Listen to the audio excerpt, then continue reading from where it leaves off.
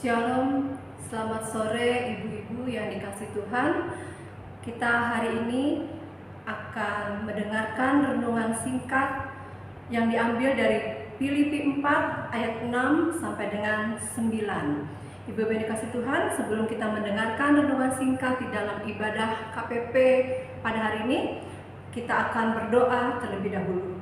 Mari kita berdoa. Tuhan Allah Bapa yang bertata dalam kerajaan surga yang Maha Kudus, terima kasih Tuhan, puji dan syukur kalau pada kesempatan sore hari ini kami kaum perempuan mengadakan ibadah dalam renungan singkat kami pada sore hari ini ya Bapa. Kami mohon kiranya Tuhan hadir bersama dengan kami, sehingga apa yang akan kami baca dan kami dengar dan kami renungkan itu boleh menjadi kekuatan bagi seluruh langkah kami. Terima kasih Tuhan, kiranya Engkau berkenan membukakan hati kami sehingga firman ini tidak lewat begitu saja, tapi boleh menjadi kekuatan dalam kehidupan kami. Berkati juga hamba Tuhan yang akan membawakan renungan ini, kiranya Tuhan urapi hamba sehingga apa yang boleh hamba sampaikan itu adalah karena untuk kemuliaan nama Tuhan saja. Terima kasih Tuhan, Allah Bapa yang hidup, dalam nama anak-Mu Yesus Kristus, kami berdoa dan mengucap syukur. Amin. Ibu-ibu yang dikasihi Tuhan, kita menyiapkan Alkitab kita dalam Filipi 4 ayat 6 sampai dengan 9. Beginilah firman Tuhan. Janganlah hendaknya kamu khawatir tentang apapun juga, tetapi nyatakanlah dalam segala hal keinginanmu kepada Allah dalam doa dan permohonan dengan ucapan syukur. Damai sejahtera Allah yang melampaui segala akal akan memelihara hati dan pikiranmu dalam Kristus Yesus. Jadi akhirnya saudara-saudara, semua yang benar, semua yang mulia, semua yang adil, semua yang suci, semua yang manis, semua yang sedap didengar, semua yang disebut kebajikan dan patut dipuji, pikirkanlah semuanya itu. Dan apa yang telah kamu pelajari, dan apa yang telah kamu terima, dan apa yang telah kamu dengar, dan apa yang telah kamu lihat padaku, lakukanlah itu. Maka Allah sumber damai sejahtera akan menyertai kamu. Berbahagialah kita yang mendengarkan firman Tuhan dan yang mau melakukannya dalam hidupnya sehari-hari. Terpujilah nama Tuhan. Ibu-ibu yang dikasihi Tuhan, tema pembacaan kita pada sore hari ini, hidup yang tidak dikuasai ketakutan. Nah, ibu-ibu yang dikasihi Tuhan, siapa dari kita yang tidak pernah merasakan takut? Ada di ibu-ibu yang tidak pernah takut, tidak pernah cemas, tidak pernah khawatir, tidak pernah galau? Pasti ya, kita semua sebagai makhluk yang lemah, pasti kita pernah merasakan kecemasan, ketakutan, kegalauan, dan kegelisahan. Nah, itu wajar ibu-ibu yang dikasihi Tuhan, karena setiap orang mempunyai masalah. Selama kita masih hidup, masalah itu pasti akan datang. Nah, tinggal bagaimana kita menyikapi saja dalam kita menjalankan hari-hari kita. Nah, ibu-ibu yang dikasihi Tuhan, hari ini firman Tuhan dalam temanya kita akan belajar dari Filipi 4 ini, bagaimana agar di dalam kita menjalani hidup kita, kita tidak lagi merasakan ketakutan, hidup tidak dikuasai ketakutan. Nah, disinilah kita akan belajar dari renungan hari ini. Nah, ibu yang dikasihi Tuhan, jemaat Filipi adalah sebuah jemaat yang berada di pedalaman Yunani, di Via Egnatia, yang merupakan jalan yang menghubungkan daerah timur dan juga barat dari Romawi. Dan kota ini adalah menjadi lokasi banyak penyerangan ataupun peperangan, sehingga penduduk di sana sebagian besar adalah para budak dan juga veteran perang. Nah, ibu yang dikasihi Tuhan, jemaat Filipi ini didirikan oleh Rasul Paulus pada tahun 49 sampai dengan tahun 50. Nah, hubungan Rasul Paulus dengan jemaat Filipi itu sangat baik, Ibu dikasih Tuhan. Mereka, jemaat di sana itu sangat mendukung Rasul Paulus. Mereka bersedia membantu Rasul Paulus dalam pelayanannya, termasuk dalam hal finansial. Padahal mereka bukan jemaat yang boleh dikatakan kaya, tetapi mereka bersedia untuk membantu Rasul Paulus dalam pelayanannya. Walaupun sampai Paulus itu dipenjara, mereka tetap memberikan dukungan kepada Rasul Paulus. Nah, ibu-ibu yang dikasih Tuhan, ternyata dalam kehidupan jemaat Filipi pun mereka juga mengalami suatu masalah. Jadi siapa yang bilang ya, ketika mereka bisa saling berbagi, mereka bersuka cita dalam pelayanan membantu Paulus, ternyata mereka sebenarnya punya masalah, punya tekanan. Tekanan yang mereka alami adalah dari dalam, yaitu dari saudara-saudara mereka sendiri yang mereka belum mengenal Yesus. Mereka yang tidak mau mengakui Yesus adalah Sang Mesias. Itu tekanan dari keluarga mereka, dari saudara-saudara mereka. Nah, tekanan dari luar adalah dari ancaman atau penganiayaan dari bangsa Romawi yang membuat mereka semuanya serba salah. Mereka begitu mengalami penderitaan. Nah, Ibu yang dikasih Tuhan, disinilah kembali Paulus memberikan suratnya di dalam Filipi 4 ini ayat 6 sampai dengan 9, bahwa Paulus ingin mengajarkan kepada mereka tentang arti iman sebenarnya. Iman menurut Paulus diterangkan kepada mereka bahwa iman yang mengakar itu sebenarnya disinilah letak iman itu diuji. Iman yang mengakar itu akan dapat teruji betapa dia kuat atau tidaknya ketika dia mengalami suatu badai besar. Bukan hujan yang biasa aja, bukan badai yang biasa, tetapi itu akan teruji ketika mereka mengalami pergumulan yang besar. Nah, itulah di situ iman akan kelihatan. Nah, ibu-ibu yang dikasih Tuhan, Paulus juga mengatakan bahwa di dalam beriman, kita sebagai orang beriman, kita boleh mempunyai rencana-rencana, kita boleh memikirkan sesuatu apa yang bisa kita lakukan. Tetapi diingatkan kembali bahwa ada hal-hal di mana kita tidak dapat melakukan yang memang menurut kita itu bukan bagian kita. Nah, disinilah Paulus mengajarkan untuk kita berserah, kita bersandar kepada Allah Bapa di surga Tuhan kita. Ibu dikasih Tuhan, kekhawatiran kita sebagai ibu, sebagai kaum perempuan, apa misalnya? Kita yang sudah menjadi ibu misalnya, tentu kekhawatiran kita bisa jadi masalah ekonomi. Kita khawatir di masa pandemi ini, ketika banyak usaha ditutup, pabrik mengurangi pekerja, bisa jadi salah satu kita ataupun suami kita itu ikut dalam kena PHK, kena pengurangan, penjualan kita merosot. Nah, itu salah satu kekhawatiran kita. Bagaimana ya untuk kehidupan kita ke depannya? Bagaimana ya dengan aset-aset kita, penjualan kita yang belum laku-laku ini? Karena semua orang juga mereka terbatas ekonominya. Bisa juga kekhawatiran kita karena masalah usia misalnya. Dulu kita ibu muda yang masih cantik, masih segar. Sekarang kita merasa khawatir dan takut akan penampilan kita yang tidak lagi segar, tidak lagi cantik.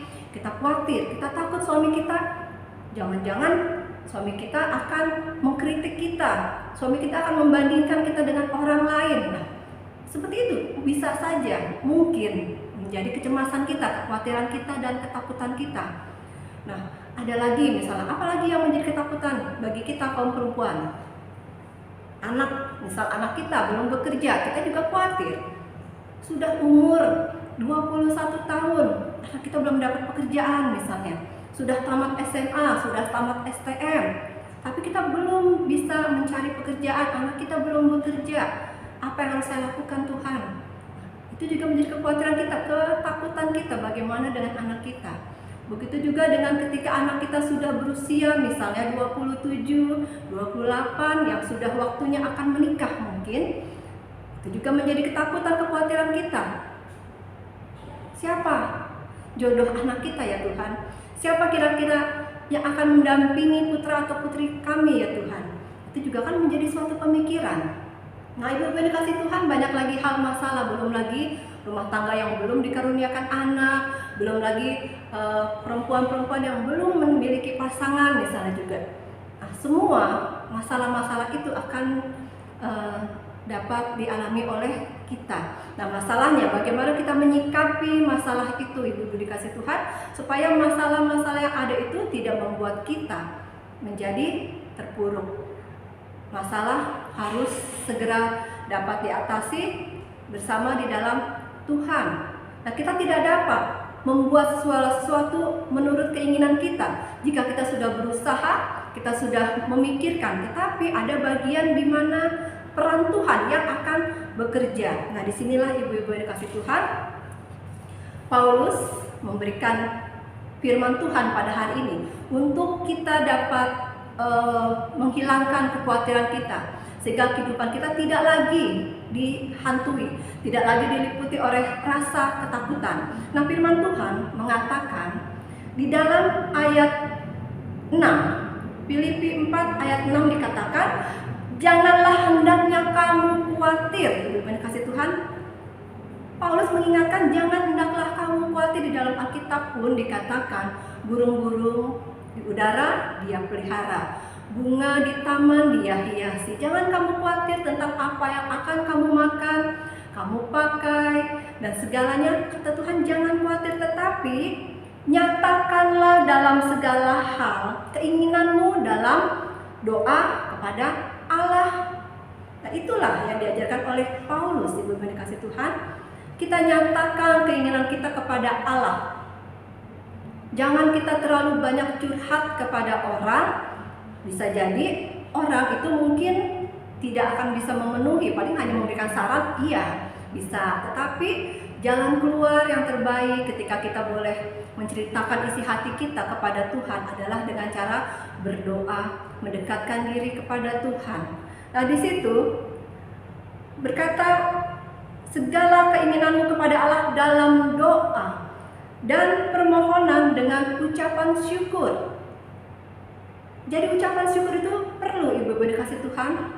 Kita bukan hanya berdoa menyampaikan unek-unek kita, menyampaikan keinginan kita, tetapi kita diajarkan untuk mengucap syukur. Ketika kita sudah berdoa, artinya kita sudah meletakkan semua beban kita.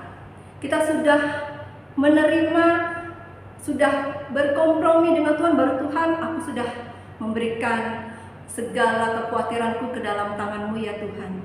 Kami mengucap syukur. Itu artinya kita sudah mau menerima cara Tuhan untuk bekerja. Biarkan Tuhan selanjutnya akan bekerja atas diri kita. Dan jika di dalam pekerjaan Tuhan kita tidak tahu kapan Tuhan akan membantu kita, akan merubah kita, kita diajarkan untuk selalu tetap mengucap syukur. Artinya kita mau menerima jalan Tuhan. Walaupun saat ini mungkin belum seperti yang kita harapkan, tidak seperti sulap langsung teng, langsung drep, langsung indah, langsung baik. Tetapi kita mengucap syukur bahwa di dalam doa kita ada kekuatan, kita akan dipulihkan, semangat kita akan kembali dihibur. Nah, itulah ketika kita mau mengucap syukur, artinya kita sudah dengan ikhlas, dengan rela, dengan sukacita menjalankan hidup ini. Nah, ibu-ibu dikasih Tuhan, ketika kita sudah menjalankan ayat 6, maka apa yang akan timbul kepada kita semua, ibu-ibu dikasih Tuhan? Yang ada di dalam ayat 7 adalah damai sejahtera Allah akan melampaui akal, akan memelihara hati dan pikiranmu dalam Kristus Yesus. Jadi ketika kita sudah meletakkan doa kita, berserah kepada Tuhan, kita mengucap syukur, kita akan menerima damai sejahtera yang melampaui akal dan memelihara hati dan pikiran kita, ibu-ibu dikasih Tuhan. Ini kata firman Tuhan. Damai sejahtera Allah yang melampaui akal itu tidak bisa dirasakan oleh sembarang orang. Hanya kita yang merasakannya ketika kita berserah, ketika kita mengucap syukur, kita mau ikhlas menjalankan kehidupan yang Tuhan berikan, ada ketenangan, ada kelegaan, damai sejahtera itu yang kita rasakan. Orang lain mungkin tidak akan bisa melihat bahwa kita begitu sejahtera dalam kesusahan kita. Orang lain mungkin tidak akan bisa merasakan, kok ibu bisa dengan senyum, dengan sukacita ya, padahal hidupnya lagi dalam kesusahan, lagi kecemasan, ketakutan. Nah, itulah ibu yang kasih Tuhan, ketika kita mau mengikuti, menyerahkan pergumulan kita, mau percaya kepada jalan Tuhan, hanya kita yang bisa merasakan bahwa kita begitu lega, begitu plong rasanya. Nah, pada akhirnya ibu yang dikasih Tuhan, di dalam ayat 8, Paulus juga mengajarkan kepada kita untuk kita dapat berpikir secara positif. Di ayat 8 dikatakan, jadi akhirnya saudara-saudara, semua yang benar, semua yang mulia, semua yang adil, semua yang suci, semua yang manis, semua yang sedap didengar, semua disebut kebajikan dan patut dipuji, pikirkanlah itu, katanya firman Tuhan. Jadi di sini kita diajar untuk positive thinking. Kita pikirkan, jangan lagi kita memikirkan masalah-masalah beban yang berat. Kita kan sudah menyerahkan pergumulan kita kepada Tuhan. Tinggal kita menjalankan iman kita secara aktif. Iman berserah pasrah, bukan hanya tiduran nangis tempat tidur, bukan hanya bersungut-sungut, tetapi di sini diajarkan oleh firman Tuhan, iman itu harus dipiara dan dikerjakan, harus bertumbuh, harus aktif. Artinya, dalam pergaulan kita sehari-hari, sukacita itu akan memancar dalam diri kita. Pergaulan kita, dalam persekutuan kita, perkataan kita yang suci, yang manis, yang sedap didengar. Jangan lagi ada kata-kata menggerutu ataupun membanding-bandingkan diri kita dengan orang lain yang lebih sejahtera, atau kita mengumpat kenapa Tuhan kok lama ya bekerjanya, kok Tuhan tidak membuat kita seperti dia ya.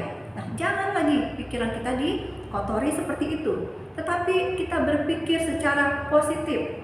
Semua kata-kata kita, kebajikan kita harus kita lakukan, dan itu harus patut dipuji. Nah, itulah Paulus mengajarkan kepada kita, ibu yang dikasih Tuhan. Dan yang terakhir, di dalam ayat 9, Rasul Paulus mengatakan, apa yang telah kamu pelajari dan apa yang telah kamu terima dan apa yang telah kamu dengar, apa yang telah kamu lihat padaku, lakukan itu. Maka sumber Allah, damai sejahtera, akan menyertai kita. Kita sudah banyak mendengar firman Tuhan, ibu yang dikasih Tuhan. Betapa banyak firman Tuhan yang kita dengar setiap hari Minggu, setiap KRT, setiap renungan. Itu akan membuat kita menjadi kuat. Itu akan membuat kita menjadi mempunyai pegangan hidup bahwa kita tidak sendiri. Kita mempunyai Allah, kita mempunyai Bapa yang begitu mengasihi kita, yang akan memberikan kita penyertaan kita. Apa yang sudah kita dengar, kita lihat, kita pelajari, dikatakan lakukan itu. Ya, kalau Tuhan mengajarkan kita untuk kita tetap bersabar, ya kita bersabar. Segala sesuatu ada waktunya, dan segala perkara dapat tanggung di dalam Dia. Tuhan bilang itu. Jadi tidak ada kekhawatiran lagi, ibu dikasih Tuhan.